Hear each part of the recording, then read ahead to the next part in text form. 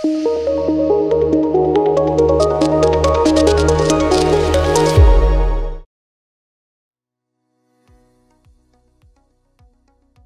అండి, నేను doctor Naini, consultant at 49 fertility centre, Karimnagar branch. మీరు చాలా వీడియోస్లో ఇప్పుడు ఆడవారిలో వయసు పెరగడం వల్ల fertility capacity and fertility potential అనేది తగ్గిపోతుంది, ఎగ్ రిజర్వ్ తగ్గుతుంది, ఎగ్ క్వాలిటీ తగ్గుతుంది అనేది చాలా వీడియోల్లో మనం డిస్కస్ చేసి ఉంటాం. కానీ ఏజ్ పెరగడం అనేది, మగవారిలో ఏజ్ ఎక్కువ ఉండడం వల్ల సంతానలేమి సమస్యల్లో ఏమైనా ప్రాబ్లమ్స్ ఉంటాయా, సంతానం పెత్తికి సంబంధించి ఏమైనా ప్రాబ్లమ్స్ ఉంటాయా, రిప్రొడక్టివ్ పొటెన్షియల్ ఎట్లా ఉంటుంది అనేది చాలా తక్కువగా మాట్లాడుకుంటాం. ఈరోజు మనం అడ్వాన్స్డ్ పెటర్నల్ ఏజ్, అంటే మగవారిలో ఏజ్ ఎక్కువ ఉండడం వల్ల వాళ్ళలో రిప్రొడక్టివ్ పొటెన్షియల్ అనే దానిపైన ఎలాంటి బ్యాడ్ ఎఫెక్ట్స్ ఉంటాయి, అండ్ ప్రెగ్నెన్సీ వచ్చినా కానీ పిల్లల్లో ఎట్లాంటి దుష్ప్రభావాలు ఉంటాయి అనే దాని గురించి ఈరోజు మనం మాట్లాడుకుందాం. యూజువల్గా మనకి అడ్వాన్స్డ్ పెటర్నల్ ఏజ్ అని డిఫైన్ చేయడానికి ఎలాంటి కరెక్ట్ డెఫినేషన్స్ లేవన్నమాట. ఇప్పుడు కొన్ని స్టడీస్లో మగవారి ఏజ్ 40 years కంటే ఎక్కువ ఉన్నదాన్ని మనకి అడ్వాన్స్డ్ ఏజ్గా తీసుకున్నారు. కానీ కొన్ని లాస్ట్ 10 years నుంచి 50 years కంటే ఎక్కువగా ఉంటే అడ్వాన్స్డ్ పెటర్నల్ ఏజ్గా తీసుకుంటున్నారు. మనకి స్పష్టమైన ఒక correct definition advanced paternal age అంటే ఎంత వయసు వారిని అడ్వాన్స్డ్ ఏజ్ అని అంటారు అనేది కరెక్ట్గా లేదనమాట. సో యూజువల్గా మనం 45 నుంచి 50 years మధ్యలో కంటే ఎక్కువగా ఉంటే మనము అడ్వాన్స్డ్ పెటర్నల్ ఏజ్ లాగా తీసుకుంటాం. సో ఈ అడ్వాన్స్డ్ పెటర్నల్ ఏజ్ అంటే మగవారిలో ఫాదర్ యొక్క ఏజ్ ఎక్కువగా ఉంటే యాక్చువల్గా రిప్రొడక్టివ్ పొటెన్షియల్ పైన, అంటే ఈ సంతానకి సంబంధించిన ప్రాబ్లమ్స్ ఎట్లా ఉంటాయి అని చెప్పి చూస్తే 3 ముఖ్యమైన బ్యాడ్ ఎఫెక్ట్స్ ఉంటాయన్నమాట ఏజ్ పెరిగిన కొద్దీ. అవేంటి అంటే, ఫస్ట్ మగవారిలో ఏజ్ పెరిగిన కొద్దీ టెస్టోస్టిరాన్ అన్న హార్మోన్ లెవెల్స్ తగ్గుతాయి. సో ఈ టెస్టోస్టిరాన్ అన్న హార్మోన్ ఏంటంటే మెయిన్గా మనకి స్పర్మ్ ప్రొడక్షన్కి చాలా ఇంపార్టెంట్ అన్నట్టు. అలాగే ఈ స్పర్మ్ ప్రొడక్షన్తో పాటు సెక్షువల్ ఫంక్షన్స్కి, అంటే లిబిడో కానీ తర్వాత ఎరెక్షన్, ఎజాక్యులేషన్ ప్రాబ్లమ్స్ రావచ్చు అనమాట. ఏజ్ పెరిగిన కొద్దీ ఈ టెస్టోస్టిరాన్ తగ్గడం వల్ల సెక్షువల్ డిజైర్ తగ్గవచ్చు. సో ఇలాంటి ఎఫెక్ట్స్ అన్నీ ఉంటాయి.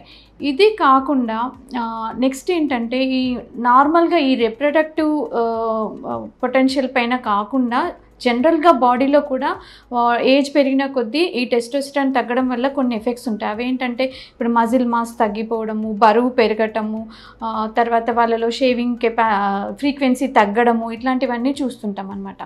సో సెకండ్ ఇంపార్టెంట్ థింగ్ ఏంటంటే, ఈ టెస్టోస్టెరాన్ అనేది తగ్గడం వల్ల ఇంకొకటి సెమెన్ వాల్యూమ్ అనేది తగ్గుతుంది. సో ఈ సెమెన్ వాల్యూమ్ ఎందుకు తగ్గుతుంది అంటే, ఇప్పుడు యాక్సెసరీ గ్లాండ్స్ ఫంక్షన్ అనేది తగ్గుతుంది ఈ టెస్టోస్టెరాన్ తగ్గడం వల్ల. సో దానివల్ల సెమెన్ వాల్యూమ్ అనేది తగ్గడం వల్ల ఇప్పుడు స్పర్మ్ కౌంట్ నార్మల్గా ఉన్నా కానీ స్పర్మ్ కాన్సన్ట్రేషన్ అనేది తగ్గిపోయి ఫర్టిలిటీ కెపాసిటీ తగ్గిపోతుంది అనమాట.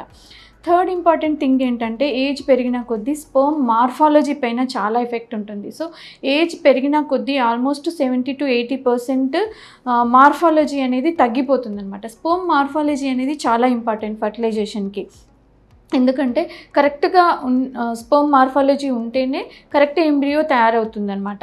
సో ఈ స్పర్మ్ మార్ఫాలజీ పైన ఎఫెక్ట్ ఉండడం వల్ల ఒక్కొక్కసారి మనకి ఫర్టిలైజేషన్ ఫెయిల్యూర్ కానీ, అంటే ఇప్పుడు ట్రీట్మెంట్ తీసుకున్నా కానీ మనకి ట్రీట్మెంట్లో కూడా సక్సెస్ రేట్ అనేది తగ్గిపోతుందన్నమాట. అండ్ మిస్క్యారేజ్ రేట్ అనేది ఎక్కువ అవుతుంది. అంటే దీనివల్ల స్పర్మ్ డిఎన్ఏ ఫ్రాగ్మెంటేషన్ అనేది ఎక్కువయ్యి మిస్క్యారేజ్ రేట్ అనేది ఎక్కువ అవుతుంది అన్నట్టు. సో ఇలాగా మనకి 3 ముఖ్యమైన ఎఫెక్ట్స్ ఉంటాయి రిప్రొడక్టివ్ పొటెన్షియల్ పైన. ఇకపోతే ఇప్పుడు అడ్వాన్స్డ్ పెటర్నల్ ఏజ్ వల్ల ఇప్పుడు పుట్టబోయే పిల్లల్లో ఏమైనా బ్యాడ్ ఎఫెక్ట్స్ ఉంటాయి అంటే, పిల్లలు మానసికంగా, శారీరకంగా వాళ్ళ ఎదుగుదలపైన ఏమైనా ప్రభావం ఉంటుందా అని గమనిస్తే చాలా మట్టుకు ఇప్పుడు ఏజ్ ఎక్కువగా ఉండడం వల్ల ఏమవుతుందంటే మిస్క్యారేజ్ రేట్ అనేది 25% ఎక్కువ అవుతుంది. అంటే ఎందుకు అంటే అడ్వాన్స్డ్ పెటర్నల్ ఏజ్లో ఈ స్పర్మ్ డిఎన్ఏ ఫ్రాగ్మెంటేషన్ అనేది ఎక్కువగా ఉండి స్పర్మ్ మార్ఫాలజీ అనేది తగ్గిపోయి వాళ్ళలో మిస్క్యారేజ్, తయారైన ఎంబ్రియో జెనెటిక్గా నార్మల్గా ఉండవచ్చు అనమాట. సో అలా ఉండడం వల్ల మిస్క్యారేజ్ రేట్ అనేది ఎక్కువగా ఉంటుంది. సెకండ్ ఇంపార్టెంట్ థింగ్ ఏంటంటే ఆటిజం అనే సమస్య. అంటే మానసిక ఎదుగుదల లేని పిల్లలు, న్యూరో డెవలప్మెంటల్ డిలే ఉన్న పిల్లలు పుట్టడం జరుగుతుంది. ఇప్పుడు దీని రిస్క్ అనేది 3 times పెరుగుతుందన్నమాట అడ్వాన్స్ పెటర్నల్ ఏజ్ వల్ల. సో ఇప్పుడు మనం ఉన్న సొసైటీలో గమనిస్తే చాలామంది పిల్లలు ఆటిజంతో బాధపడుతున్నారు. దీనికి ఒక రకమైన కారణం ఏంటి అంటే ఈ ప్రెగ్నెన్సీ ప్లాన్ చేసుకోవడం అనేది లేట్ అవ్వడం వల్ల ఇలాంటి సమస్యలు అనేవి పెరుగుతున్నాయి అన్నట్టు. థర్డ్ ఇంపార్టెంట్ థింగ్ ఏంటంటే చాలా స్టడీస్లో గమనించింది ఏంటి అంటే అడ్వాన్స్డ్ పెటర్నల్ ఏజ్ ఉంటే వాళ్ళ పుట్టిన పిల్లల్లో చైల్డ్హుడ్ క్యాన్సర్స్ అంటే చిన్న పిల్లల్లోనే క్యాన్సర్ వచ్చే అవకాశాలు ఎక్కువగా గమనించారన్నట్టు. అంటే దీని అర్థం ఇప్పుడు లేట్గా ప్రెగ్నెన్సీ ప్లాన్ చేసుకుంటే పుట్టిన పిల్లలందరిలోనూ క్యాన్సర్ వస్తుంది అని కాదు, కానీ రిస్క్ అనేది ఎక్కువగా ఉంటుందన్నట్టు. అంటే ఎక్కువ ఏజ్ వచ్చిన తర్వాత ప్రెగ్నెన్సీ ప్లాన్ చేసుకుంటే పిల్లల్లో క్యాన్సర్ వచ్చే అవకాశాలు ఎక్కువ ఉంటాయి. ఇప్పుడు ఏ తల్లిదండ్రులైనా కూడా వాళ్ళ పిల్లలు ఆరోగ్యవంతంగా హెల్తీగా ఉండాలని కోరుకుంటారు. అండ్ వాళ్ళ గ్రోత్, పిల్లల ఎదుగుదల అనేది అట్లీస్ట్ వాళ్ళు ఒక 20, 30, 40 ఇయర్స్ వరకు వాళ్ళ ఎదుగుదలని చూడాలి అని అనుకుంటారు. కానీ ఇప్పుడు లేట్గా ప్రెగ్నెన్సీ ప్లాన్ చేసుకోవడం వల్ల ఇవన్నీ కూడా మిస్ అవుతారు అన్నట్టు.